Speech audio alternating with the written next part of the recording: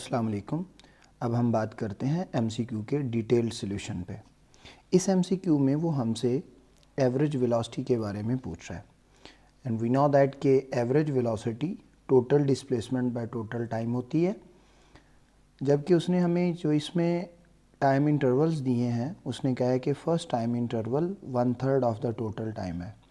Let's suppose कि अगर हम ये कहते हैं कि टोटल टाइम जो है वो टी टाइम है, तो हमारा टाइम इंटरवल जो फर्स्ट बन गया वो 1/3 time 1/3 of the total time है। इसके लिए जो उसने वेलोसिटी अज्यूम की है कि t1 इंटरवल के लिए जो वेलोसिटी है वो v1 है, और जो हमारा सेकेंड इंटरवल ऑफ टाइम है t2, obviously it will be the remaining time. अब रिमेनिंग क्या है? टोटल टाइम है हमारा t, उसमें से first time interval 1/3 of the total time उसको सब्ट्रैक्ट कर दें तो हमारे पास सेकंड इंटरवल आ जाएगा। इसमें अगर आप इसका एलसीएम 3 लेते हैं तो न्यूमरेटर में 3t माइनस t, सो t2 की वैल्यू आ जाएगी हमारे पास 2t divided by 3। So it means के second time interval is 2t/3 and the first time interval was 1/3 of the total time। और सेकेंड टाइम इंटरवल के लिए जो वेलोसिटी की वैल्यू है उसको उसने अज्यूम किया है कि वो v2 है। अब हमारे पास दोनों टाइम इंटरवल्स भी हैं और दोनों टाइम इंटरवल्स की वेलोसिटीज़ भी हैं।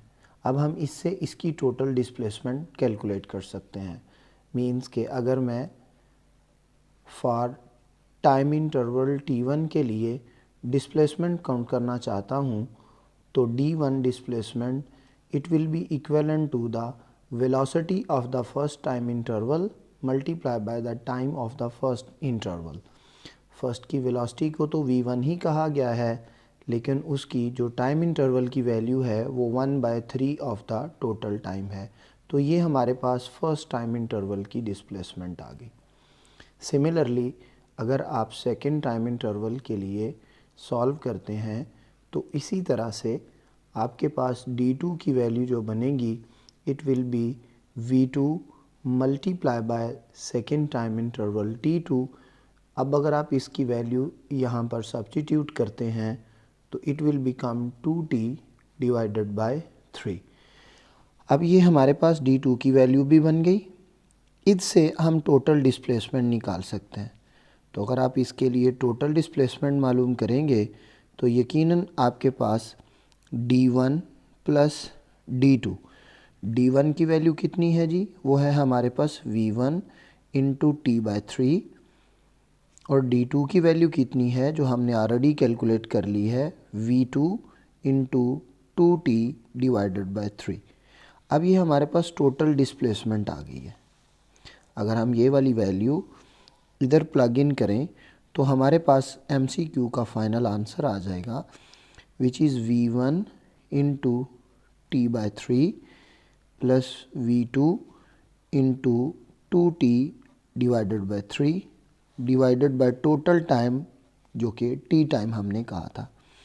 अब न्यूमरेटर से t हमारे पास कॉमन आता है तो इक्वेशन बन गई v1/3 और दूसरे में से हमारे पास 2v2 divided by 3 divided by total time.